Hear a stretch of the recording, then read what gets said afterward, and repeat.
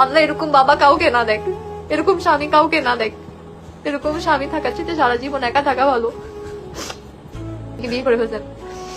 আমি আজকে লাইফ শেষ হলে যদি নেওয়াজ আমাকে আসলে ডিভোর্স দিয়ে থাকে, আমি আল্লাহর কাছে নামাজ পড়ে আজকে তাহাজ্জুদে শুকরিয়া আদায় করবো যে এরকম একটা মানুষ আমার জীবন থেকে চলে গেছে, যাকে আমি পারতেছিলাম না ছাড়তে। এত কিছু দেখার পর, এত কিছু হওয়ার পরও আমি এই ডিসিশনটা নিতে পারতেছিলাম না। যে আমি অনেকবার বলছি যে না, আমি আপনার সাথে থাকবো না, আমি আমার ফ্যামিলিতে বলছি আমি এই ছেলের সাথে থাকবো না, এই ছেলে লয়াল না, এই ছেলে এই করতেছে, সে করতেছে, পর কে করতেছে, আমি বলছি আমি থাকবো না, কিন্তু আমি আসলেই পারি নাই ছাড়তে, আমি আসলেই পারি নাই। কিন্তু আপনি পারছেন, আলহামদুলিল্লাহ, সমস্যা নাই। আল্লাহ যা করে ভালোর জন্য করে।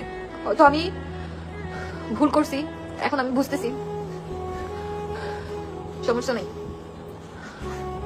রিজিকের মালিক হচ্ছে আল্লাহ, আল্লাহ থাকতে কোনো টেনশন নেই। এমনিতেও তো আমার অন্য কেউ আমাকে চালাচ্ছে না, আল্লাহ আমাকে যুটুক দিচ্ছে। আর বাপটা পারে সন্তানকে অস্বীকার করতে, সন্তানকে ছেড়ে যেতে, কিন্তু কখনো কোনো মা পারে না।